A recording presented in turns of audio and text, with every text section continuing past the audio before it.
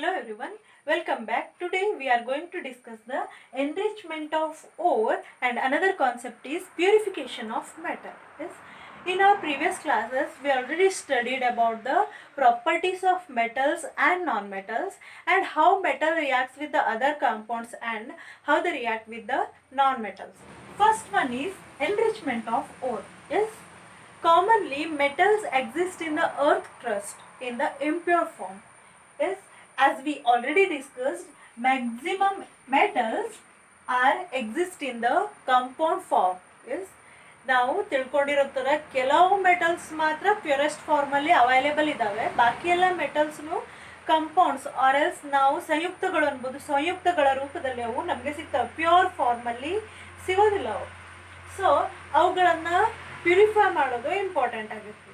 Purify ಮಾಡೋದಕ್ಕಿಂತ ಮೊದಲು ನಾವೇನು ಓರ್ ಸಿಕ್ಕಿರ್ತದಲ್ಲ ಅದನ್ನು ಎನ್ರಿಚ್ ಮಾಡೋದಂತ ಏನಂದರೆ, ಕಾಮನ್ಲಿ ನಮಗೆ ಮೆಟಲ್ಸ್ ಅರ್ತ್ ಕ್ರಸ್ಟಲ್ಲಿ ಸಿಗ್ತವೆ, ಭೂಮಿಯ ಒಳಗೆ ಸಿಗ್ತವೆ. ಮೈನಿಂಗ್ ಗಣಿಗಾರಿಕೆ ಪ್ರೊಸೆಸ್ಸಿಂದ ನಾವೇನು ಮಾಡ್ತಿರ್ತೇವೆ ಅಂತಂದರೆ ಖನಿಜಗಳನ್ನು ತೆಗಿತಿರ್ತೇವೆ. ಖರೆ ಏನಾಯಿತು, ಮೆಟಲ್ ಒಂದು ಸಂಯುಕ್ತ ರೂಪದಲ್ಲಿರ್ತದೆ ಆ್ಯಂಡ್ ಅರ್ಧಿ ಪಾರ್ಟಿಕಲ್ಸ್, ಸ್ಯಾಂಡ್ ಪಾರ್ಟಿಕಲ್ಸ್, ಮಣ್ಣು ಇವೆಲ್ಲ ನಮ್ಮ ಮೆಟಲ್ಸ್ ಜೊತೆ ಮಿಕ್ಸ್ ಹಾಕೊಂಡಿರ್ತವೆ. ನೀವು ನೋಡಿರ್ಬೋದು ಕೆಲವು ವರ್ಷದ ಹಿಂದೆ ಮ್ಯಾಂಗ್ನೀಸ್ ಮೈನಿಂಗ್ ನಡೀತಾ ಇತ್ತು. ಎಸ್, ಮ್ಯಾಂಗ್ನೀಸ್ ಮೈನಿಂಗ್ ನಡೀತಾ ಇದ್ದಾಗ ಏನಾಗ್ತಿತ್ತು ಅಂತಂದರೆ ಲಾರಿಗಳಲ್ಲಿ ರೆಡ್ ಕಲರ್ಡ್ ಮಣ್ಣು ತುಂಬ್ಕೊಂಡು ಹೋಗ್ತಾ ಇರೋದು ನೀವು ನೋಡ್ತಿರ್ತೀರಿ. That is called or.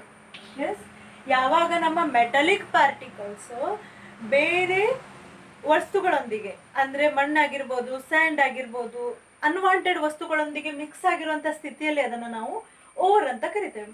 Enrichment of or ಅಂದರೆ ಏನಂತಂದರೆ ಅದರಲ್ಲಿರುವ ಅರ್ಧಿ ಮ್ಯಾಟರ್ಸ್ ಅವುಗಳನ್ನು ಬೇರ್ಪಡಿಸುವ ವಿಧಾನ.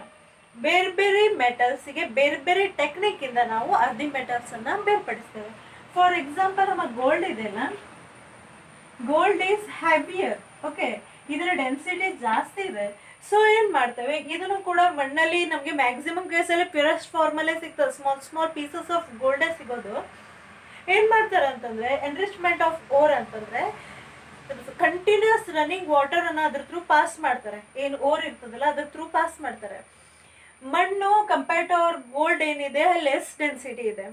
ಸೊ ಕರೆಂಟ್ ಆಫ್ ವಾಟರ್ ಜೊತೆ, ಹರಿಯುವ ನೀರಿನ ಜೊತೆ ಏನಾಗ್ತದೆ, ಮಣ್ಣುಗಳೆಲ್ಲ ಕಿತ್ಕೊಂಡು ಹೋಗ್ಬಿಡ್ತವೆ, ಪ್ಯೂರ್ ಗೋಲ್ಡ್ ಪೀಸಸ್ ಮಾತ್ರ ಉಳ್ಕೊಳ್ತವೆ. ಇದು ಗೋಲ್ಡಿಗಾಯಿತು. ಬೇರೆ ಬೇರೆ ಮೆಟಲ್ಸಿಗೆ ಬೇರೆ ಬೇರೆ ಟೆಕ್ನಿಕ್ಸಿಂದ ನಾವು ಎನ್ರಿಚ್ಮೆಂಟ್ ಮಾಡ್ತೇವೆ. ಓಕೆ, ಓರ್ ಅಂತಂದರೆ ಏನೀಗ metal along with the earthy matters. Okay, metal along with the unwanted things, ಅದನ್ನು ಓರ್ ಅಂತೇವೆ.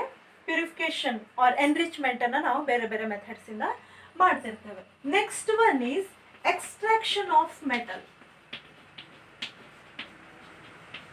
ಫಸ್ಟ್ ಸ್ಟೆಪ್ಪಲ್ಲಿ ನಾವೇನು ಮಾಡಿದ್ವಿ, ಅರ್ಧಿ ಮೆಟಲ್ಸನ್ನು ರಿಮೂವ್ ಮಾಡಿದ್ವಿ. ಬಟ್ ನಮ್ಮ ಮೆಟಲ್ ಏನಿದೆ, ಮೆಟಲ್ ಪ್ಯೂರೆಸ್ಟ್ ಫಾರ್ಮಲ್ಲಿ ಇಲ್ಲ, ಅದು ಕಂಪೌಂಡ್ ಫಾರ್ಮಲ್ಲಿ ಇದೆ. ಓಕೆ, ಸಂಯುಕ್ತ ರೂಪದಲ್ಲಿನೇ ಇದೆ ಅದು. ಓಕೆ, ಅದು ಪ್ಯೂರ್ ಮೆಟಲಿಕ್ ಫಾರ್ಮಲ್ಲಿ ಇಲ್ಲ.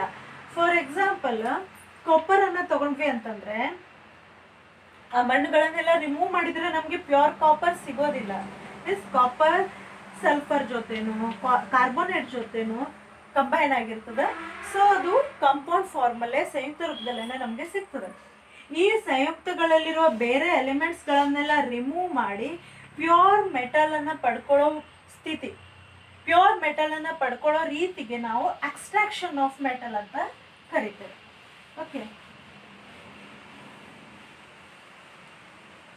Okay based on the reactivity with other elements, metals are classified into 3 groups. ನಮ್ಮ ಪ್ರೀವಿಯಸ್ ಕ್ಲಾಸಲ್ಲಿ ನಾವು ಕಲ್ತಿದ್ವಿ ಮೆಟಲ್ಸ್ ಬೇರೆ ಎಲಿಮೆಂಟ್ಸ್ ಜೊತೆ ಯಾವ ರೀತಿ ರಿಯಾಕ್ಟ್ ಆಗ್ತವೆ, ಯಾವ ಸ್ಪೀಡಲ್ಲಿ ರಿಯಾಕ್ಟ್ ಆಗ್ತವೆ ಅನ್ನೋದ್ರ ಬೇಸ್ ಮೇಲೆ ನಾವು ಅವುಗಳನ್ನು 3 ಗ್ರೂಪ್ನಲ್ಲಿ ಕ್ಲಾಸಿಫೈ ಮಾಡಿದ್ವಿ. First one highly reactive metals. ಅಂದರೆ ಅವು ಪ್ಯೂರೆಸ್ಟ್ ಫಾರ್ಮಲ್ಲಿ ಎಕ್ಸಿಸ್ಟ್ ಆಗಲಿಕ್ಕೆ ಚಾನ್ಸೇ ಇಲ್ಲ. ಅವು ಏನು ಮಾಡಿರ್ತವೆ, ಹೈಲಿ ರಿಯಾಕ್ಟಿವ್ ಇರ್ತವೆ, ಬೇರೆ ಯಾವುದಾದ್ರೂ ಎಲಿಮೆಂಟ್ಸ್ ಜೊತೆ ಕಂಬೈನ್ ಆಗಿ ಕಾಂಪೌಂಡ್ ಸ್ಟೇಟಲ್ಲಿನೇ ಎಕ್ಸಿಸ್ಟ್ ಇರ್ತವೆ. And this one is second one is ಮಾಡರೇಟ್ಲಿ reactive metals. ಅಂದರೆ ಅವುಗಳ ರಿಯಾಕ್ಟಿವಿಟಿ ಏನಿರ್ತದೆ ಈ ಮೆಟಲ್ಸ್ಗಿಂತ ಸ್ವಲ್ಪ ಕಡಿಮೆ ಇರ್ತದೆ, ಬಟ್ ಅವು ಅನ್ರಿಯಾಕ್ಟಿವ್ ಅಲ್ಲ, ಸ್ಮಾಲ್ ಅಮೌಂಟಲ್ಲಿ ರಿಯಾಕ್ಟಿವ್ ಇರ್ತವೆ. Example zinc, lead, copper and iron ಅಂತ ಇದೆ. And this one are less reactive. Gold, silver, platinum and mercury are considered as less reactive metals. Maximum cases ಇವು ಪ್ಯೂರೆಸ್ಟ್ ಫಾರ್ಮಲ್ಲಿ ಸಿಗ್ತವೆ, ಆರ್ ಎಲ್ಸ್ ಸಮ್ ಕೇಸಸ್ಸಲ್ಲಿ oxide and sulphide ಫಾರ್ಮಲ್ಲಿ ಸಿಗ್ತವೆ. ಇವುಗಳನ್ನು purify ಮಾಡೋದು ತುಂಬಾ ಈಸಿ. ಲೆಸ್ ರಿಯಾಕ್ಟಿವ್ ಮೆಟಲ್ಸ್ ಏನಿದಾವಲ್ಲ ಅವುಗಳನ್ನು simply by heating in presence of oxygen we can purify these elements. Okay, next one is extraction of less reactive metals. As I previously said, simply by heating we can reduce them into metals. ಏನಾಗ್ತದೆ, commonly ಇವು oxide ಫಾರ್ಮಲ್ಲಿ ನಮಗೆ ಸಿಗ್ಬೋದು, R else sulphide ಫಾರ್ಮಲ್ಲಿ ನಮಗೆ ಸಿಗ್ಬೋದು. Simply by heating ಏನು ಮಾಡ್ಬೋದು, ನಾವು ಅವುಗಳನ್ನು ಪ್ಯೂರ್ ಮೆಟಲ್ ಆಗಿ ಕನ್ವರ್ಟ್ ಮಾಡ್ಬೋದು. For example PbS, this is called cinnabar. Cinnabar is ore of our lead. ನಮ್ಮ ಲೆಡ್ಡಿನ ಓರಿಗೆ ನಾವು ಸಿನಾಬಾರ್ ಅಂತ ಕರಿತೇವೆ. ಅಂದರೆ ಸಿನಾಬಾರ್ನಲ್ಲಿ ನಮ್ಮ ಲೆಡ್ಡಿನ ಕಂಟೆಂಟ್ ಜಾಸ್ತಿ ಇರ್ತದೆ. ಸೊ ಏನು ಮಾಡ್ತೇವೆ, ಫಸ್ಟ್ ನಮ್ಮ ಓರನ್ನು ನಾವು ಎನ್ರಿಚ್ ಮಾಡ್ತೇವೆ. ಆ್ಯಂಡ್ ದೆನ್ ಏನು ಮಾಡ್ತೇವೆ, ಸಿಂಪ್ಲಿ ಬೈ ವಾಷಿಂಗ್ ಮಾಡ್ಬೋದು, ಹ್ಯಾಂಡ್ ಪಿಕ್ಕಿಂಗ್ ಮಾಡ್ಬೋದು, ಫ್ಲೋಟೇಷನ್ ಮೆಥಡ್ ಅಂತ ಇದೆ. ಇವುಗಳಲ್ಲಿ ಬೇರೆ ಬೇರೆ ಟೆಕ್ನಿಕ್ಸನ್ನು ಯೂಸ್ ಮಾಡಿಕೊಂಡು ನಾವೇನು ಮಾಡಿದ್ದೇವೆ, ಓರನ್ನು ಎನ್ರಿಚ್ ಮಾಡಿದ್ದೇವೆ ಅವಾಗಲೇ. ಸೊ ಈ ಸಿನಾಬಾರ್ನಲ್ಲಿ ನಮ್ಮ lead in the form of lead sulphide, lead sulphide ರೂಪದಲ್ಲಿ ಇದೆ. ಸೊ ಇದನ್ನು ಪ್ಯೂರಿಫೈ ಹೆಂಗೆ ಮಾಡೋದು, ನಮ್ಮ ಲೆಡ್ ಸಲ್ಫೈಡ್ ಇದೆಲ್ಲ ಇದನ್ನು ಹೀಟ್ ಮಾಡಬೇಕು ಇನ್ ಪ್ರೆಸೆನ್ಸ್ ಆಫ್ ಏರ್. ಏರಲ್ಲಂತೂ ಆಕ್ಸಿಜನ್ ಇದ್ದೇ ಇದೆ 21%. ಸೊ ಲೆಡ್ ಸಲ್ಫೈಡ್ ಅನ್ನ, ಸಿನೆಬಾರನ್ನು in presence of oxygen heat ಮಾಡಿದಾಗ lead sulphide converts into lead oxide. This is our lead oxide. Okay, ಅದೇ ಲೆಡ್ ಆಕ್ಸೈಡನ್ನು ನಾವು ಫರ್ದರ್ ಹೀಟಿಂಗ್ ಮಾಡಿದ್ವು ಅಂತಂದರೆ ಏನಾಯಿತು, ಇದು ರೆಡ್ಯೂಸ್ ಆಗಿ ಲೆಡ್ ಆ್ಯಂಡ್ ಆಕ್ಸಿಜನ್ ಮಾಲಿಕ್ಯೂಲ್ ಆಗಿ ಕನ್ವರ್ಟ್ ಆಯಿತು. ಏನು ಮಾಡಿದ್ವು, ಸಿಂಪ್ಲಿ ಇಲ್ಲಿ 2 ಸ್ಟೆಪ್ ತೋರಿಸ್ತಾ ಇದ್ದೇವೆ, ಬಟ್ ನಾವೇನು ಮಾಡಿದ್ವಿ, ಸಿಂಪ್ಲಿ ಹೀಟಿಂಗ್ ಮಾಡಿದ್ದೇವೆ. ಹೀಟಿಂಗ್ ಮಾಡಿದಾಗ ಏನಾಯಿತು, ಸಲ್ಫೈಡನ್ನು ಆಕ್ಸಿಜನ್ ಆಟಮ್ ರಿಪ್ಲೇಸ್ ಮಾಡಿ ಆಕ್ಸೈಡ್ ಕನ್ವರ್ಟ್ ಆಯಿತು. ಆ್ಯಂಡ್ ದೆನ್ ಅದೇ ಹೀಟಿಂಗ್ ಪ್ರೊಸೆಸ್ಸಲ್ಲೇ ನಮಗೆ ಪ್ಯೂರ್ ಮೆಟಲ್ ಸಿಕ್ತು. So this is a pure metal. ಏನಾಯಿತು, in this steps we purified our lead. First one ಏನು ಮಾಡಿದ್ವಿ, ಎನ್ರಿಚ್ ಮಾಡಿದ್ವಿ. ಆ್ಯಂಡ್ ದೆನ್ ಏನು ಮಾಡಿದ್ವಿ, ನಾವು ಹೀಟಿಂಗ್ ಮಾಡಿದ್ವಿ. So this is one method. ಯಾವ್ಯಾವ ಮೆಟಲ್ಸ್ ಲೆಸ್ ರಿಯಾಕ್ಟಿವ್ ಇದಾವಲ್ಲ ಅವುಗಳನ್ನೆಲ್ಲ ನಾವು ಓನ್ಲಿ ಬೈ ಹೀಟಿಂಗ್ ಪ್ಯೂರಿಫೈ ಮಾಡ್ಬೋದು. Next copper sulphide. ಇದನ್ನು, ಈ ಓರನ್ನು ಚಾಲ್ಕೋಸೈಡ್ ಅಂತ ಕರೀತಾರೆ. Chalcocite is a ore of copper. Okay, ಏನು ಮಾಡ್ತಾರೆ, this is also a less reactive metal. Yes, moderately reactive. ಯಾಕಂತಂದರೆ ಕಾಪರ್ ಏನಿದೆ ಸಲ್ಫೈಡ್ ಫಾರ್ಮಲ್ಲೂ ಸಿಗ್ತದೆ ಆ್ಯಂಡ್ ಕಾರ್ಬೋನೇಟ್ ಫಾರ್ಮಲ್ಲೂ ಸಿಗ್ತದೆ. ಸೊ ಏನಾಯಿತು, ಈ ಮಾಡ್ರೇಟ್ಲಿ ರಿಯಾಕ್ಟಿವ್ ಸೀರೀಸಲ್ಲಿ ಲಾಸ್ಟ್ ನಂಬರಲ್ಲಿ ನಮ್ಮ ಕಾಪರ್ ಬರ್ತದೆ. ಓಕೆ, ಇದನ್ನು ಕೂಡ ಅದೇ ಮೆಥಡಿಂದ ಪ್ಯೂರಿಫಿಕೇಶನ್ ಮಾಡ್ತಾರೆ. Yes, heated in presence of air. Then ಏನಾಯಿತು, ನಮ್ಮ ಕಾಪರ್ ಸಲ್ಫೈಡ್ ಏನಿದೆ that convert into copper oxide. Copper oxide ಆಗಿ ಅದು ಕನ್ವರ್ಟ್ ಆಯಿತು. ಆ್ಯಂಡ್ ದೆನ್ ಫರ್ದರ್ ಹೀಟಿಂಗ್, ಅದನ್ನು ಮತ್ತು ಹೀಟ್ ಮಾಡಿದರೆ ಏನಾಯಿತು, ನಮಗೆ ಕಾಪರ್ ಮೆಟಲ್ ಆ್ಯಂಡ್ ಆಕ್ಸಿಜನ್ ಸಿಕ್ತು. ಸೊ ಈ ಮೆಥಡಿಂದ ಏನಾಯಿತು, ಪ್ಯೂರಿಫಿಕೇಶನ್ ಆಫ್ ಕಾಪರ್ ಆಯಿತು. ಇದೇ ಮೆಥಡಿಂದ not only copper and lead, ಎಲ್ಲ ಲೆಸ್ ರಿಯಾಕ್ಟಿವ್ ಮೆಟಲ್ಸ್ ಇದಾವಲ್ಲ ಇದೇ ಮೆಥಡಿಂದನೇ ಪ್ಯೂರಿಫೈ ಆಗೋದು. ಏನಿಲ್ಲ, ಇಲ್ಲಿ ರಿಯಾಕ್ಟಿವಿಟಿ ತುಂಬಾ ಕಡಿಮೆ ಇರೋದ್ರಿಂದ ಬೈ ಹೀಟಿಂಗಿಂದ ಪ್ಯೂರ್ ಮೆಟಲ್ ನಮಗೆ ಸಿಗ್ತದೆ. In this case, if other metals are there, if highly reactive metals are present, then what happens, they may react with other atmospheric gases. ಅಲ್ಲ, ಹೈಲಿ ರಿಯಾಕ್ಟಿವ್ ಇತ್ತು ಅಂತಂದ್ರೆ ಅವು ಬೇರೆ ಗ್ಯಾಸಸ್ ಜೊತೆನೂ ರಿಯಾಕ್ಟ್ ಆಗೋ chance ಇತ್ತು. ಬಟ್ ಈ ಕೇಸಲ್ಲಿ ಹಂಗೆ ಆಗೋದಿಲ್ಲ.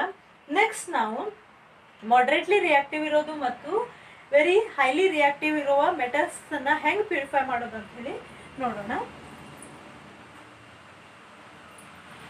ನೆಕ್ಸ್ಟ್, ಮಾಡ್ರೇಟ್ಲಿ ರಿಯಾಕ್ಟಿವ್ ಮೆಟಲ್ಸ್ ಇದಾವಲ್ಲ ಅವು ಐದರ್ ಕಾರ್ಬೋನೇಟ್ ಫಾರ್ಮಲ್ಲಿ ಇರ್ತವೆ ಆರ್ ಎಲ್ಸ್ ಸಲ್ಫೈಡ್ ಫಾರ್ಮ್ನಲ್ಲಿ ಇರ್ತವೆ.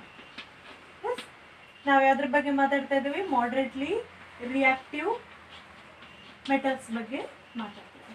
ಓಕೆ, ಎರಡು ಫಾರ್ಮಲ್ಲಿ ಅವು ಮ್ಯಾಕ್ಸಿಮಮ್ ಕೇಸಲ್ಲಿ ಎಕ್ಸಿಸ್ಟ್ ಇದೆ. One is carbonate and another one is sulphide form.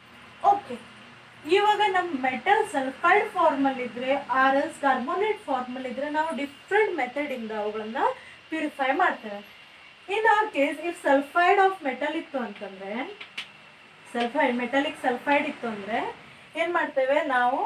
ಅವುಗಳನ್ನು ಇನ್ ಎರಡು ಕೇಸಲ್ಲಿ, that may be sulphide or carbonate, we have to convert them into oxides first. ಯಾಕಂತಂದರೆ ನಮ್ಮ ಕಾರ್ಬೋನೇಟ್ ಆ್ಯಂಡ್ ಸಲ್ಫೈಡ್ಸ್ಗಿಂತ ಅವುಗಳ ಆಕ್ಸೈಡ್ಸ್ ಏನಿದ್ದಾವೆ ಅವು ಹೈಲಿ ರಿಯಾಕ್ಟಿವ್ ಇದ್ದಾವೆ. ನಮ್ಮ carbonates and sulphides are less reactive compare to our oxides. So ನಾವೇನು ಮಾಡ್ತೇವೆ? ಫಸ್ಟ್ ನಮ್ಮ metallic ಸಲ್ಫೈಡನ್ನು ಆರ್ ಎಲ್ಸ್ ಮೆಟಲಿಕ್ ಕಾರ್ಬೋನೇಟನ್ನು ಮೆಟಲಿಕ್ ಆಕ್ಸೈಡ್ ಆಗಿ ಕನ್ವರ್ಟ್ ಮಾಡ್ತೇವೆ. ಮೆಟಲಿಕ್ ಆಕ್ಸೈಡ್ ಆಗಿ ಕನ್ವರ್ಟ್ ಆದ ನಂತರ ಅಂತೂ ನಮ್ಗೆ ಗೊತ್ತಿದೆ, ಸಿಂಪ್ಲಿ ಬೈ ಹೀಟಿಂಗ್ ನಾವು ಪ್ಯೂರ್ ಮೆಟಲನ್ನು ಪಡ್ಕೊಳ್ಬೋದು ಅಂತೇಳಿ.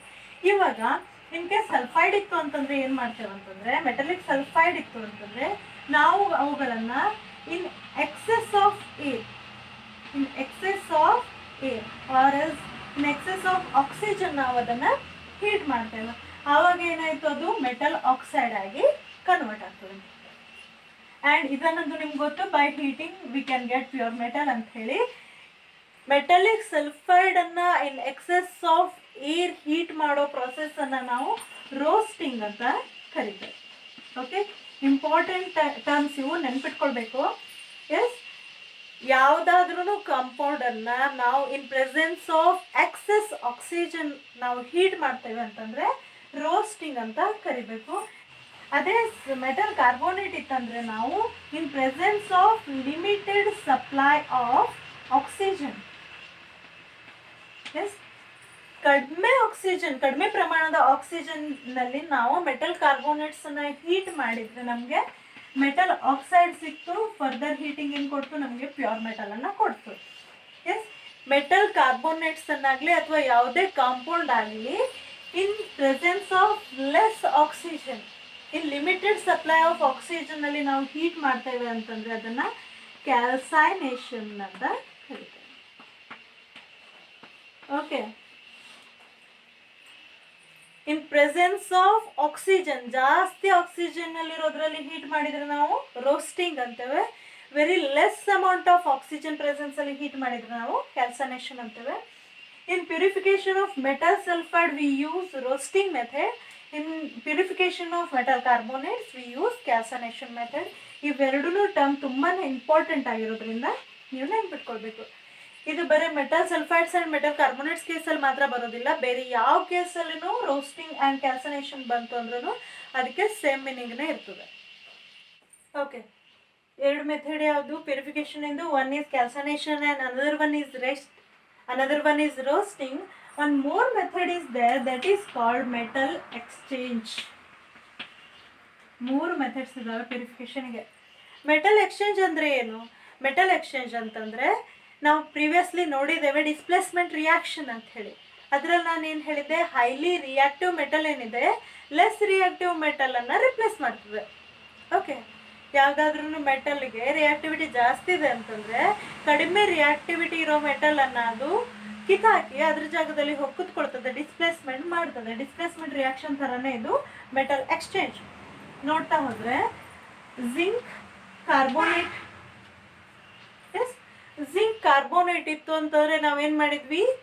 ಕ್ಯಾಲ್ಸೈನೇಷನ್ ಮಾಡಿದ್ವಿ ಅಲ್ಲ, in presence of less oxygen or else no ಆಕ್ಸಿಜನ್ನಲ್ಲಿ ಹೀಟ್ ಮಾಡಿದ್ವಿ. ಆವಾಗ ನಮ್ಗೆ ಏನು ಸಿಕ್ತು? Zinc oxide and carbon dioxide. Correct? This is calcination. Okay, ನಾವೇನು ಎಕ್ಸೆಸ್ ಆಫ್ ಆಕ್ಸಿಜನನ್ನು ಇಲ್ಲಿ ಸಪ್ಲೈ ಮಾಡಿಲ್ಲ. Okay, when zinc oxide is heated what we get? Pure zinc. Correct? Pure zinc ಸಿಕ್ತು ನಮಗೆ. Or else zinc oxide when reacts with carbon, then also we get pure zinc and carbon monoxide. Simply by heating ಕೂಡ ನಾವೇನು ಮಾಡ್ಬೋದು? ಜಿಂಕನ್ನು ತಗೋಬಹುದು, pure zinc ಅನ್ನ ಪಡಿಬಹುದು. R else carbon ಜೊತೆ react ಮಾಡಿದಾಗ್ಲೂ ಕೂಡ ನಾವು ಪ್ಯೂರ್ ಜಿಂಕ್ ಅನ್ನ ಪಡಿಬಹುದು. ಎಸ್, ಇಲ್ಲಿ ಏನಾಯ್ತು, ಯಾವ type of reaction this is a reduction reaction ಅಲ್ಲ. Loss of oxygen is reduction. ಇಲ್ಲಿ ಏನಾಗಿದೆ, ಜಿಂಕ್ ಆಕ್ಸೈಡ್ ಇದೆ, that converts into zinc metal. Oxygen atom ಏನಾಗಿದೆ, ಎಲಿಮಿನೇಟ್ ಆಗಿದೆ. So purification of metal is which type of reaction? This is a reduction reaction ಅಂತ ಹೇಳ್ಬೋದಲ್ಲ. Okay, calcination ನೋಡಿದ್ವಿ. ಈಗ roasting ಅನ್ನ ನೋಡೋಣ.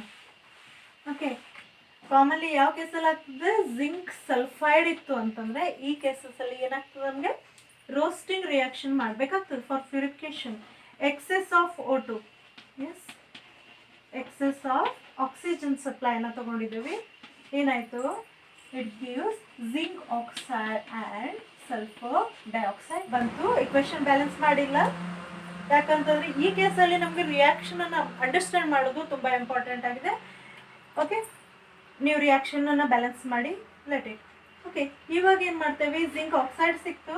ಇದನ್ನು ತರ ನಾವು ಕಾರ್ಬನ್ ಜೊತೆ ರಿಯಾಕ್ಟ್ ಮಾಡಿದ ನಂತರ ಏನು ಸಿಕ್ತು ನಮಗೆ, zinc, pure zinc and carbon monoxide ಸಿಕ್ತು. Okay, reaction is reduction reaction and carbon is called reducing agent. Carbon ಅನ್ನ ನಾವು ಯಾಕೆ ರೆಡ್ಯೂಸಿಂಗ್ ಏಜೆಂಟ್ ಅಂತ ಕರಿತೀವಿ, ಕಾರ್ಬನ್ ಏನ್ ಮಾಡ್ತು, ಜಿಂಕ್ ಆಕ್ಸೈಡ್ ಹತ್ರ ಇರೋ ಆಕ್ಸಿಜನ್ ಅನ್ನ ತನ್ನ ಕಡೆ ತಗೊಳ್ತು, ರಿಯಾಕ್ಟ್ ಮಾಡ್ತು, ಕಾರ್ಬನ್ ಮೊನಾಕ್ಸೈಡ್ ಕನ್ವರ್ಟ್ ಆಯ್ತು. ಅಂಡ್ ಜಿಂಕ್ ಹತ್ರ ಆಕ್ಸಿಜನ್ ಅನ್ನ ಕಡಿಮೆ ಆಗೋ ತರ ಮಾಡ್ತು, ರಿಡಕ್ಷನ್ ಆಗೋ ತರ ಮಾಡ್ತು. ಯಾವುದು ರಿಡಕ್ಷನ್ ಆಗ್ಲಿಕ್ಕೆ ಬೇರೆ ಕಾಂಪೌಂಡಿಗೆ ಹೆಲ್ಪ್ ಮಾಡ್ತದಲ್ಲ, ಅವುಗಳನ್ನ ನಾವೇನಂತೇವೆ, reducing agent. Okay, carbon zinc ಆಕ್ಸೈಡಿನ ರಿಡಕ್ಷನ್ ಆಗ್ಲಿಕ್ಕೆ ಹೆಲ್ಪ್ ಮಾಡ್ತು. So carbon is reducing agent. The process is reduction. Last thing is a metal exchange reaction. In this case what happens, our highly reactive metals can replace the other metals which are present in the compound. Nam compound alli in case moderately reactive metals ittu antandre ನಾವು highly reactive metals ಅನ್ನ use ಮಾಡಿ displacement reaction ಮಾಡಿ metal ಅನ್ನ replace ಮಾಡೋದ್ರ ಜೊತೆ pure metal ಅನ್ನ ಪಡ್ಕೊಳ್ಬಹುದು. For example, manganese dioxide when reacts with aluminum, yes, aluminum is highly reactive one or manganese is moderately reactive one. Manganese oxide when reacts with aluminum, it gives aluminum oxide and pure manganese. equation balance ಮಾಡ್ತು ಅಂತಂದ್ರೆ first oxygen ಅನ್ನು balance ಮಾಡಬೇಕು. ಏನಾಯ್ತು, oxygen ಇಲ್ಲಿ 2 ಇದೆ, ಇಲ್ಲಿ 3 ಇದೆ. So balance ಮಾಡ್ಲಿಕ್ಕೆ ನಾನು ಏನು ಮಾಡಿದೆ, ಇಲ್ಲಿ 2 ಇಂದ ಮಲ್ಟಿಪ್ಲೈ ಮಾಡಿದೆ ಆ್ಯಂಡ್ ಇಲ್ಲಿ 3 ಇಂದ ಮಲ್ಟಿಪ್ಲೈ ಮಾಡಿದೆ. ನೆಕ್ಸ್ಟ್ ಏನು ಉಳಿತು, ಇಲ್ಲಿ ಅಲ್ಯೂಮಿನಿಯಂ 4 ಆಯಿತು. ಸೊ ಏನು ಮಾಡಿದೆ ನಾನು, 4 ಅಲ್ಯೂಮಿನಿಯಂ ಇಲ್ಲಿ 4 ಇಂದ ಮಲ್ಟಿಪ್ಲೈ ಮಾಡಿದೆ. ನೆಕ್ಸ್ಟ್ ಏನು ಉಳಿತು, ಮ್ಯಾಂಗ್ನೀಸ್ ಒಂದು ಬ್ಯಾಲೆನ್ಸ್ ಮಾಡೋದು ಉಳಿತು, 3 ಇಂದ ಮಲ್ಟಿಪ್ಲೈ ಮಾಡಿದೆ. ಇಕ್ವೇಶನ್ ಈಗ ಬ್ಯಾಲೆನ್ಸ್ ಆಯಿತು. ಇಲ್ಲಿ ಏನಾಯಿತು, ಮ್ಯಾಂಗ್ನೀಸ್ ಮಾಡರೇಟ್ಲಿ ರಿಯಾಕ್ಟಿವ್ ಇದೆ ಆ್ಯಂಡ್ ಅಲ್ಯೂಮಿನಿಯಂ ಹೈಲಿ ರಿಯಾಕ್ಟಿವ್ ಇರೋದ್ರಿಂದ ಏನಾಯ್ತು, ಮ್ಯಾಂಗ್ನೀಸ್ ಜೊತೆ ಇರೋ ಆಕ್ಸಿಜನ್ ಜೊತೆ ಅಲ್ಯೂಮಿನಿಯಂ ರಿಯಾಕ್ಟ್ ಆಗಿ ಆಕ್ಸೈಡ್ ಆಗಿ ಕನ್ವರ್ಟ್ ಆಯಿತು ಆ್ಯಂಡ್ ಪ್ಯೂರ್ ಮ್ಯಾಂಗ್ನೀಸ್ ಮೆಟಲ್ ನಮಗೆ ಸಿಕ್ತು. ಸೊ ಇದನ್ನ metal exchange type of reaction ಅಂತಾರೆ. ಸಿಂಪ್ಲಿ ಏನಾಯ್ತು, ಬೈ ಡಿಸ್ಪ್ಲೇಸ್ಮೆಂಟ್ ರಿಯಾಕ್ಷನ್ ಇಂದ ನಮಗೆ ಪ್ಯೂರ್ ಮೆಟಲ್ ಸಿಕ್ತು. ನೆಕ್ಸ್ಟ್ ಒನ್ ಫೆರಿಕ್ ಆಕ್ಸೈಡ್ ಇದೆ. Ferric oxide when reacts with aluminium, ಈ ಕೇಸಲ್ಲೂ ಏನಾಯ್ತು, aluminium oxide and pure iron ಸಿಕ್ತು. Here also our Fe or iron is moderately reactive one. ಇದು compare ಮಾಡಿದ್ರೆ ಅಲ್ಯೂಮಿನಿಯಂನ reactivity ಜಾಸ್ತಿ ಇದೆ. ಸೊ ಈ ಕೇಸಲ್ಲಿ ಏನಾಯ್ತು, ಇದರಲ್ಲೂ ಕೂಡ ನಮ್ಮ ಐರನ್ ಅನ್ನ ಅಲ್ಯೂಮಿನಿಯಂ ರಿಪ್ಲೇಸ್ ಮಾಡುತ್ತೆ.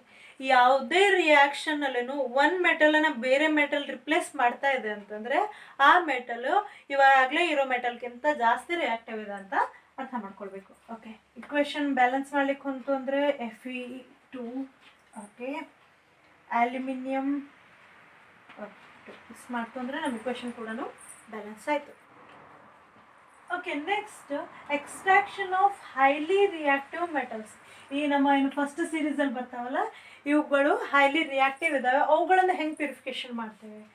ಫಾರ್ ಎಕ್ಸಾಂಪಲ್ ಫಾರ್ ಎಕ್ಸಾಂಪಲ್ ಕಾರ್ಬನ್ನಿಂದ ನಾವು ಅವುಗಳನ್ನು ರಿಡ್ಯೂಸ್ ಮಾಡ್ಬೋದಾ? ಇಲ್ಲ. ಯಾಕೆ? Metal with oxygen bond are more stronger than metal in carbon bond in this case. Okay, highly reactive metals ಇದ್ದಾಗ ಮೆಟಲ್ ಆಕ್ಸೈಡ್ ಬಾಂಡೇ ಜಾಸ್ತಿ ಸ್ಟ್ರಾಂಗ್ ಇದೆ compare to metal carbon bond. So ಏನಾಯಿತು, ಕಾರ್ಬನ್ನಿಂದ ರೆಡ್ಯೂಸ್ ಮಾಡಲಿಕ್ಕೆ ಆಗೋದಿಲ್ಲ. ದೆನ್ ಯಾವ ಪ್ರೋಸೆಸ್ ಫಾಲೋ ಮಾಡ್ತಾರೆ ಅಂತಂದರೆ electrolysis. The process is called electrolysis or else electrolysis ಅಂತಾನು ಕರೀತಾರೆ. ಇದರಲ್ಲಿ ಏನು ಮಾಡ್ತಾರೆ, ಒಂದು ಚೇಂಬರಲ್ಲಿ ಸೂಟೇಬಲ್ ಸಾಲ್ವೆಂಟನ್ನು ತಗೊಳ್ತಾರೆ. ಓಕೆ, ಸೂಟೇಬಲ್ ಸಾಲ್ವೆಂಟನ್ನು ತಗೋತಾರೆ ಆ್ಯಂಡ್ ಕ್ಯಾಥೋಡ್ ಮತ್ತು ಆ್ಯನೋಡ್ ಅಂತ 2 ಎಲೆಕ್ಟ್ರೋಡ್ಸ್ಗಳನ್ನು ಫಿಕ್ಸ್ ಮಾಡ್ತಾರೆ. ಎಸ್, ಇದೇನಿದಾವೆ ಇವು ಎಲೆಕ್ಟ್ರೋಡ್ಸ್ ಫಿಕ್ಸ್ ಮಾಡ್ತಾರೆ.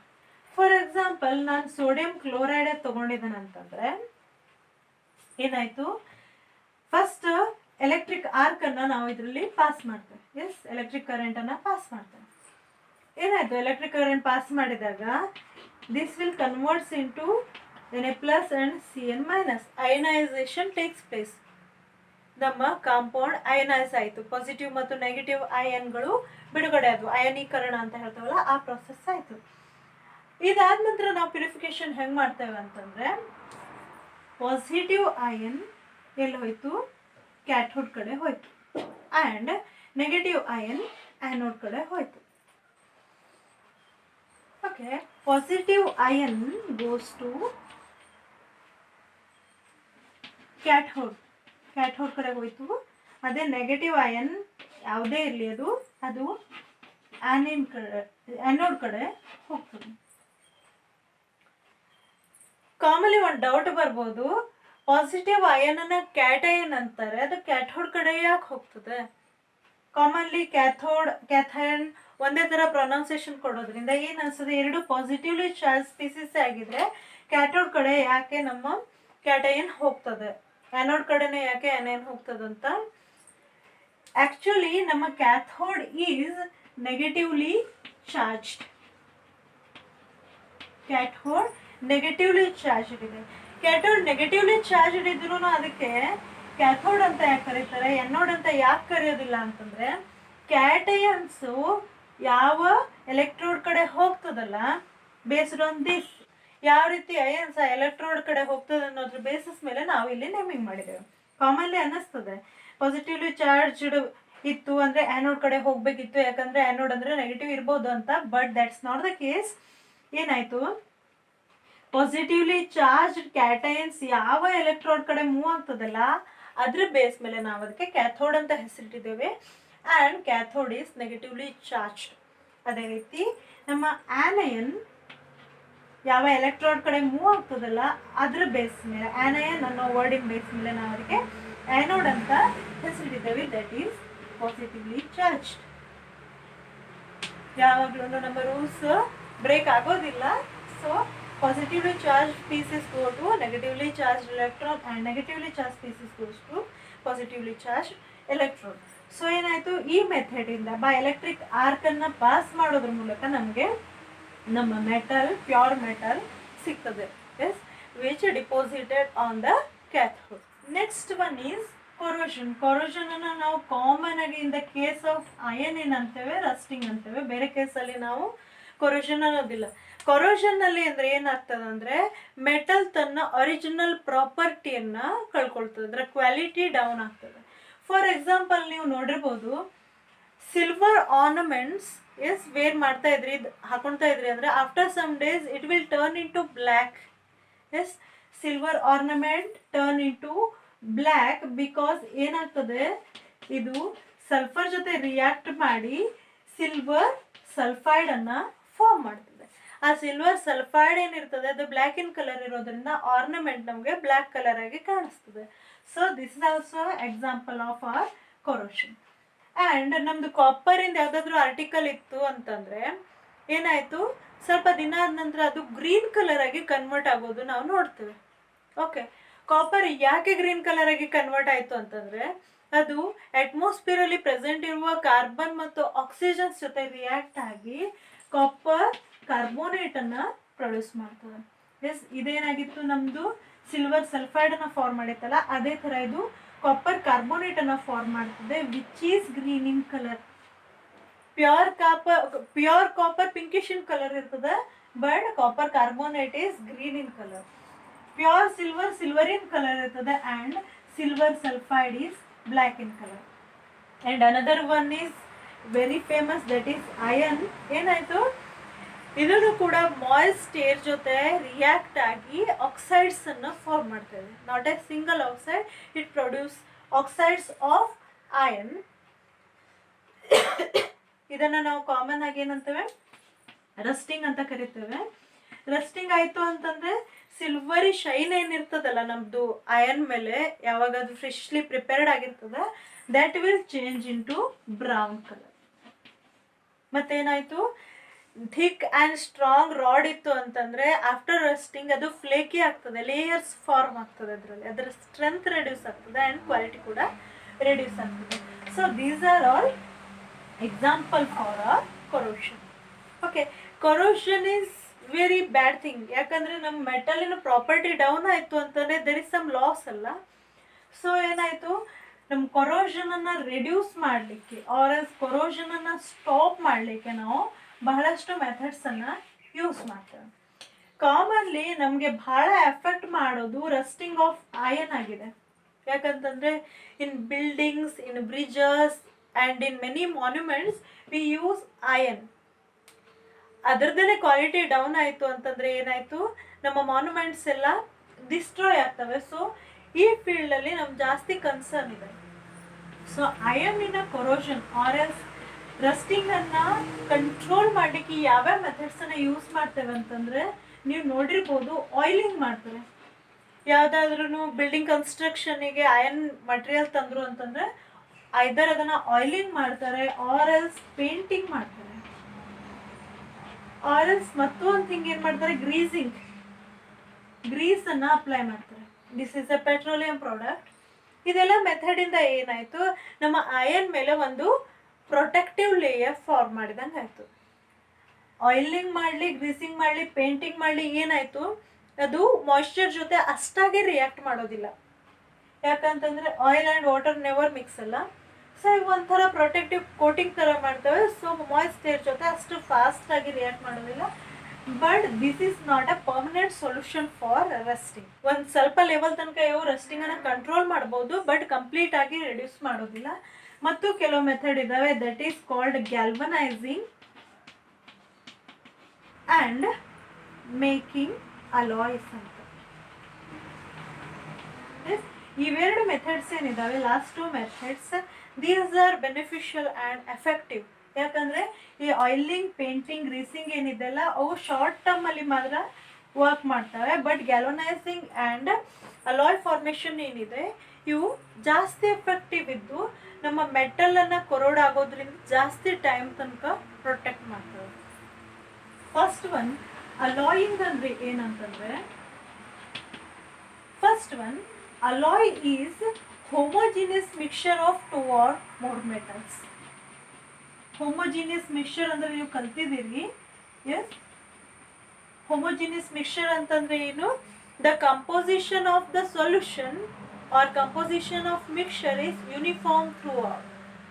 ಅಂದರೆ ಆ ಮಿಕ್ಸ್ಚರಲ್ಲಿ ಯಾವ್ಯಾವ ಕಂಪೋನೆಂಟ್ಸ್, ಯಾವ್ಯಾವ ವಸ್ತುಗಳಿದ್ದಾವಲ್ಲ ಅವು ಕಂಪ್ಲೀಟಾಗಿ ಮಿಕ್ಸ್ ಆಗಿದ್ದಾವೆ ಮತ್ತು ಅವು ಒಂದೇ ರೀತಿ ಎಲ್ಲ ಕಡೆ ಹರಡ್ಕೊಂಡಿದ್ದಾವೆ. ಅದರಲ್ಲೇನೂ ಡಿಫ್ರೆನ್ಸ್ ಇಲ್ಲ. ಹೆಂಗೆ ಹೇಳ್ಬೋದು, ಫಾರ್ ಎಕ್ಸಾಂಪಲ್ ಏರ್. ಎಸ್, ಅಟ್ಮಾಸ್ಫಿಯರ್ನಲ್ಲಿ ಏನು ಏರ್ ಇದೆ that is a homogeneous mixture. Yes, ಅಟ್ಮಾಸ್ಫಿಯರದಲ್ಲಿ ಇದು ಆಕ್ಸಿಜನ್ ರೀಜನ್, ಇದು ನೈಟ್ರೋಜನ್ ರೀಜನ್ ಅಂತೇನಿಲ್ಲ. 78% ಏನು ನೈಟ್ರೋಜನ್ ಇದೆ ಆ್ಯಂಡ್ 21% ಏನು ಆಕ್ಸಿಜನ್ ಇದೆ. ಆ್ಯಂಡ್ ನಮ್ಮ ಟ್ರೇಸ್ ಗ್ಯಾಸಸ್ ಏನಿದ್ದಾವೆ, ನಮ್ಮ ನೊಬೆಲ್ ಗ್ಯಾಸಸ್ ಇರ್ಬೋದು, ಕಾರ್ಬನ್ ಡೈಆಕ್ಸೈಡ್ ಎಲ್ಲ ಇರ್ಬೋದು, ಅವೆಲ್ಲನೂ ಬೇರೆ ಬೇರೆ ಪ್ರಪೋರ್ಷನಲ್ಲಿ ಪ್ರೆಸೆಂಟ್ ಇದ್ರೂ ಕೂಡ ಕಂಪ್ಲೀಟ್ಲಿ ಮಿಸಿಬಲ್ ಆಗಿದ್ದಾವೆ. ಎಸ್, ಅದರಲ್ಲಿ ಯಾವುದು ಪಾರ್ಟಿಷನ್ ಇಲ್ಲ ಅಟ್ಮಾಸ್ಫಿಯರಲ್ಲಿ. ಸೊ ಅದನ್ನ ಏನಂತೇವೆ ನಾವು ಕಂಪ್ಲೀಟ್ಲಿ ಮಿಸಿಬಲ್. ಮತ್ತೊಂದು ಎಕ್ಸಾಂಪಲ್ ಬಂತು ಅಂತಂದ್ರೆ ಫಿಲ್ಟರ್ಡ್ ಟೀ ಏನಿದೆ, ಫಿಲ್ಟರ್ ಮಾಡಿದ ನಂತರ ಸಿಗೋ ಚಾಯ್, ಅದನ್ನು ಕೂಡ ಹೋಮೋಜಿನಿಯಸ್ ಮಿಕ್ಸ್ಚರ್. ಓಕೆ, ಅದರಲ್ಲಿ ಬೇರೆ ಬೇರೆ ಕಂಪೋನೆಂಟ್ಸ್ ಇದಾವೆ. ಶುಗರ್ ಇದೆ, ಚಾಯ್ದು ಕಲರ್ ಅಂಡ್ ಟೇಸ್ಟ್ ಇದೆ, ಅಂಡ್ ದೆನ್ ವಾಟರ್ ಇದೆ, ಮಿಲ್ಕ್ ಇದೆ, ಅದೆಲ್ಲನೂ ಕೂಡ ಕಂಪ್ಲೀಟ್ಲಿ ಮಿಸಿಬಲ್ ಆಗಿದ್ದಾವೆ. ಎಸ್, ಅದರಲ್ಲಿ ಯಾವುದೇ ರೀತಿ ಡಿಫ್ರೆನ್ಸ್ ಅನ್ನ ನಮ್ಗೆ ನೋಡ್ಲಿಕ್ಕೆ ಸಿಗೋದಿಲ್ಲ. ಆ ಥರದನ್ನ ನಾವು ಹೋಮೋಜಿನಿಯಸ್ ಮಿಕ್ಸ್ಚರ್ ಅಂತ ಕರಿತೇವೆ. Alloy is homogeneous mixture of metals. Metals ಅನ್ನ ಹೋಮೋಜಿನಿಯಸ್ ಮಿಕ್ಸ್ಚರ್ ಮಾಡ್ಲಿಕ್ಕೆ ಹೆಂಗ್ ಸಾಧ್ಯ ಅಂತಂದ್ರೆ ಹೈ ಟೆಂಪ್ರೇಚರಲ್ಲಿ, ಎಸ್, ಯಾವ ಟೆಂಪ್ರೇಚರಲ್ಲಿ ಮೆಟಲ್ಸ್ ಮೆಲ್ಟ್ ಆಗ್ತಾವಲ್ಲ, ಕರಗ್ತಾವಲ್ಲ, ಅಷ್ಟು ಹೈ ಟೆಂಪ್ರೇಚರ್ನಲ್ಲಿ ಮೆಟಲನ್ನು ನಾವು ಹೀಟ್ ಮಾಡ್ತೇವೆ. ಎಸ್, ಮೆಟಲನ್ನು ಹೀಟ್ ಮಾಡಿದ ನಂತರ ಆ ಟೆಂಪ್ರೇಚರ್ನಲ್ಲಿನೇ ಅದಕ್ಕೆ ಬೇರೆ ಬೇರೆ ಮೆಟಲ್ಸನ್ನು ಮಿಕ್ಸ್ ಮಾಡಿ ಕಂಪ್ಲೀಟ್ ಆಗಿ ಏನು ಮಾಡ್ತೇವೆ, ಮಿಕ್ಸ್ ಮಾಡ್ತೇವೆ. ಇದರಿಂದ ಏನಾಯಿತು, ಹೋಮೋಜಿನಿಯಸ್ ಮಿಕ್ಸ್ಚರ್ ಆಫ್ ಮೆಟಲ್ಸ್ ನಮಗೆ ಸಿಗ್ತಾವೆ. ಅಲಾಯ್ ಅಂತಂದರೆ homogeneous mixture of many metals. For example, gold ಏನಿದೆಲ್ಲ 24 ಕ್ಯಾರೆಟ್ ಗೋಲ್ಡ್ ಅಂತೇವೆ ನಾವು, 100% pure gold. This is a soft metal. ಅದೇ ಸಾಫ್ಟ್ ಇರ್ತದಂತಂದ್ರೆ ಅದರಿಂದ ಏನು ಆರ್ನಮೆಂಟ್ ಮಾಡಲಿಕ್ಕೆ, ಡಿಸೈನ್ ಮಾಡಲಿಕ್ಕೆ ಆಗೋದಿಲ್ಲ, ಸಾಫ್ಟ್ ಇರ್ತದೆ. ಸೊ ಅದಕ್ಕೆ ಏನು ಮಾಡ್ತೇವೆ, 5% ಆರ್ ಸಮ್ ಟೈಮ್ 8% ಏನು ಮಾಡ್ತೇವೆ ನಾವು, ಐದರ್ ಕಾಪರ್ ಆರ್ ಎಲ್ಸ್ ಸಿಲ್ವರನ್ನು ಮಿಕ್ಸ್ ಮಾಡ್ತೇವೆ. ಕಾಪರನ್ನು ಸಿಲ್ವರನ್ನು ಮಿಕ್ಸ್ ಮಾಡಿದ ನಂತರ ಏನಾಯಿತು, ಅದಕ್ಕೆ ಹಾರ್ಡ್ನಿಂಗ್ ಬರ್ತದೆ ಆ್ಯಂಡ್ ಅದರ ಶೈನಲ್ಲಿನೂ ಏನು ಡಿಕ್ರೀಸ್ ಆಗೋದಿಲ್ಲ. ಅದರಿಂದ ನಾವು ಆರ್ನಮೆಂಟನ್ನು ಡಿಸೈನ್ ಮಾಡಲಿಕ್ಕೆ ಸಾಧ್ಯ ಆಗ್ತದೆ. ಇಂಡಿಯಾದಲ್ಲಿ ನಾವು ಕಾಮನ್ಲಿ 22% ಗೋಲ್ಡನ್ನು ಆರ್ನಮೆಂಟ್ಸಿಗೆ ಯೂಸ್ ಮಾಡ್ತೇವೆ. ಸೊ ನಮ್ಮ ಆರ್ನಮೆಂಟಲ್ಲಿರೋ gold, this is not a pure gold, this is a mixture of 2 metals, either gold and copper or else gold and silver. Okay, ಇದರಿಂದ ನಮ್ಗೆ ಏನು ಗೊತ್ತಾಯ್ತು, ನಮ್ಮದು ಮೆಟಲಿನ ಡ್ಯೂರಾಬಿಲಿಟಿ ಆ್ಯಂಡ್ ಕ್ವಾಲಿಟಿ ಇನ್ಕ್ರೀಸ್ ಆಗ್ತದೆ ಅಲಾಯಿಂಗ್ ಇಂದ ಅಂತ ಗೊತ್ತಾಯ್ತು. ಆ್ಯಂಡ್ ಮತ್ತೊಂದು ಥಿಂಗ್, ಸ್ಟೇನ್ಲೆಸ್ ಸ್ಟೀಲ್ ಥಿಂಗ್ಸನ್ನು ನಾವೇನು ಕಿಚನಲ್ಲಿ ಯೂಸ್ ಮಾಡ್ತೇವೆ, that is a mixture of iron and nickel and chromium. Yes, iron is a metal, nickel is also metal, chromium is also metal. Idra atomic number 26, this is 28 and 24. ಇವೆಲ್ಲ metals ಅನ್ನ mix ಮಾಡೋದ್ರಿಂದ ನಮಗೆ stainless steel ಸಿಗ್ತದೆ. ನಿಮಗೆ ಗೊತ್ತಿರೋ ಥರ stainless steel ಏನಿದೆ ಅದು ಕೊರೋಡ್ ಆಗೋದಿಲ್ಲ ಅಂತಿದೆ. ಅದೇ ನಮ್ಮ ಪ್ಯೂರ್ ಐರನ್ ಆಗಿದ್ರೆ ಏನಾಗ್ತಿತ್ತು, ಅಟ್ಮಾಸ್ಫಿಯರ್ ಆಕ್ಸಿಜನ್ ಜೊತೆ ರಿಯಾಕ್ಟ್ ಆಗಿ ಕೊರೋಡ್ ಆಗ್ತಿತ್ತು, ರಸ್ಟಿಂಗ್ ಆಗ್ತಿತ್ತು. ಬಟ್ ಸ್ಟೇನ್ಲೆಸ್ ಸ್ಟೀಲಲ್ಲಿ ರಸ್ಟಿಂಗ್ ಆಗೋದಿಲ್ಲ. ಸೊ ಬೈ ಅಲಾಯಿಂಗ್ ನಾವೇನು ಮಾಡ್ದಂಗಾಯಿತು, ನಮ್ಮ ಮೆಟಲಿನ ಪ್ರಾಪರ್ಟಿಯನ್ನು ಇನ್ಕ್ರೀಸ್ ಮಾಡ್ದಂಗಾಯಿತು. ಇದರಲ್ಲಿ ಸ್ಟೇನ್ಲೆಸ್ ಸ್ಟೀಲಲ್ಲಿ ಮ್ಯಾಕ್ಸಿಮಮ್ ಕ್ವಾಂಟಿಟಿ ಏನಿದೆ ನಮ್ಮ ಅಯನೇ ಇದೆ, ಸ್ಮಾಲ್ ಕ್ವಾಂಟಿಟಿಯಲ್ಲಿ ನಾವು ನಿಕೆಲ್ ಮತ್ತು ಕ್ರೋಮಿಯಮನ್ನು ಮಿಕ್ಸ್ ಮಾಡಿದ್ದೇವೆ. ಓಕೆ, ಈ ರೀತಿ ಅಲಾಯಿಂಗಿಂದ ನಾವು ಮೆಟಲಿನ ಪ್ರಾಪರ್ಟೀಸನ್ನು ಇಂಪ್ರೂವ್ ಮಾಡ್ಬೋದು. ಆ್ಯಂಡ್ ಮತ್ತೊಂದು ಹಿಂಗಂದಿದೆ ಗ್ಯಾಲ್ವನೈಸಿಂಗ್ ಅಂತ ಹೇಳಿ. ಗ್ಯಾಲ್ವನೈಸಿಂಗ್ ಅನ್ಬೋದು, ಆರಲ್ಸ್ ಇದನ್ನ ನಾವು ಪ್ರೊಟೆಕ್ಟಿವ್ ಕೋಟಿಂಗ್ ಅಂತಾನು ಕರೀತೇವೆ.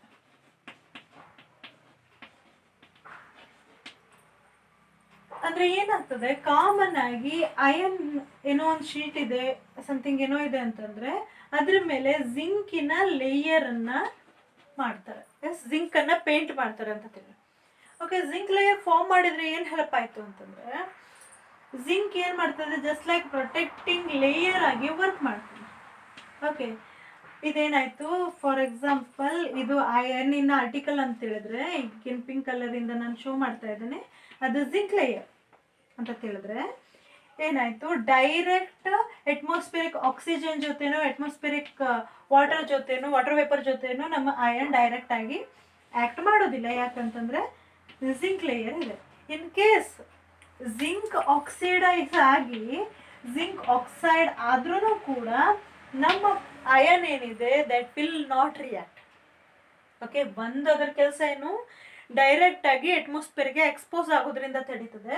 ಎರಡನೇದು, ಇನ್ ಕೇಸ್ ಜಿಂಕೆ ಆಕ್ಸಿಡೈಸ್ ಆಯಿತು ಅಂದ್ರೂ ಕೂಡ ಅದು ಅಯನ್ ರಸ್ಟಿಂಗ್ ಆಗೋದನ್ನ ತಡೀತದೆ, ಪ್ರೊಟೆಕ್ಟ್ ಮಾಡ್ತದೆ. ಹೆಂಗೆ ಅಂತಂದರೆ, one time zinc oxide layer form ಆಯಿತು ಅಂತಂದರೆ it will not further oxidise. ಅದನ್ನ ಹೆಂಗೆ ಹೇಳೋದು ಅಂತಂದರೆ, ಫಾರ್ ಎಕ್ಸಾಂಪಲ್ ಜಿಂಕಿಂದನೇ ಒಂದು ಸ್ಮಾಲ್ ಪೀಸ್ ಇತ್ತು, ಆಕ್ಸಿಜನ್ ಜೊತೆ ರಿಯಾಕ್ಟ್ ಆಗಿ ಜಿಂಕ್ ಆಕ್ಸೈಡ್ ಲೇಯರ್ ಅನ್ನೋದು ಫಾರ್ಮ್ ಮಾಡ್ತು ಅಂತ ತಿಳಿದ್ರೆ, ಓಕೆ ಇದು ಜಿಂಕ್ ಆಕ್ಸೈಡ್ ಲೇಯರ್ ಒಮ್ಮೆ ಫಾರ್ಮ್ ಆಯ್ತು ಅಂತ ತಿಳಿದ್ರೆ ಅದ್ರ ಒಳಗಡೆ ಇರೋ ಜಿಂಕ್ ಆಟಮ್ಸ್ ಮತ್ತೆ ಆಕ್ಸಿಡೈಸ್ ಆಗೋದಿಲ್ಲ. ಓನ್ಲಿ ಒನ್ ಲೇಯರ್ ಮಾತ್ರ ಜಿಂಕ್ ಇಂದು ಆಕ್ಸಿಡೈಸ್ ಆಗ್ತದೆ. ಅದರಿಂದಾಗಿ ಏನಾಯ್ತು, ನಮ್ಮ ಅಯನ್ ಆರ್ಟಿಕಲ್ ಮೇಲೆ ಜಿಂಕ್ ಪೇಂಟಿಂಗ್ ಮಾಡ್ತು ಅಂತಂದ್ರೆ, ಜಿಂಕ್ ಕೋಟಿಂಗ್ ಮಾಡ್ತು ಅಂತಂದ್ರೆ ಅದರಲ್ಲಿ ಇನ್ ಕೇಸ್ ಅದು ಒನ್ ಲೇಯರ್ ಆಕ್ಸಿಡೈಸ್ ಆದ್ರೂ ಫರ್ದರ್ ಆಕ್ಸಿಡೇಷನ್ ಅನ್ನ ಕಂಟ್ರೋಲ್ ಮಾಡೋದ್ರಿಂದ ನಮ್ಮ ಮೆಟಾಲಿಕ್ ಆರ್ಟಿಕಲ್ ಕೊರೋಡ್ ಆಗೋದಿಲ್ಲ, ಏನಾಗೋದಿಲ್ಲ, ರಸ್ಟ್ ಆಗೋದಿಲ್ಲ. ಸೊ ಇದನ್ನ ನಾವು ಪ್ರೊಟೆಕ್ಟಿವ್ ಕೋಟಿಂಗ್ ಅಂತ ಕರಿತೇವೆ. ಆರ್ಎಸ್ ನಾವು ಸ್ಯಾಕ್ರಿಫಿಷಿಯಲ್ ಕೋಟಿಂಗ್ ಅಂತಾನೂ ಕರೀತಾರೆ. ಏನಂತೇವೆ, ಸ್ಯಾಕ್ರಿಫಿಷಿಯಲ್ ಕೋಟಿಂಗ್ ಅಂತಾನೂ ಕರಿತೇವೆ. ಯಾಕಂತಂದ್ರೆ ಇಲ್ಲಿ ಜಿಂಕ್ ಏನಿದೆ ತಾನು ಸ್ಯಾಕ್ರಿಫೈಸ್ ಮಾಡ್ತು, ತಾನು ಆಕ್ಸಿಡೈಸ್ ಆಯ್ತು, ಆದ್ರೂ ಅಯನ್ ಅನ್ನ ಆಕ್ಸಿಡೈಸ್ ಆಗ್ಲಿಕ್ಕೆ ಬಿಡೋದಿಲ್ಲ. ಸೊ ಇದನ್ನ ನಾವು ಸ್ಯಾಕ್ರಿಫಿಷಿಯಲ್ ಕೋಟಿಂಗ್ ಅಂತಾನೂ ಕೂಡ ಕರಿತೇವೆ.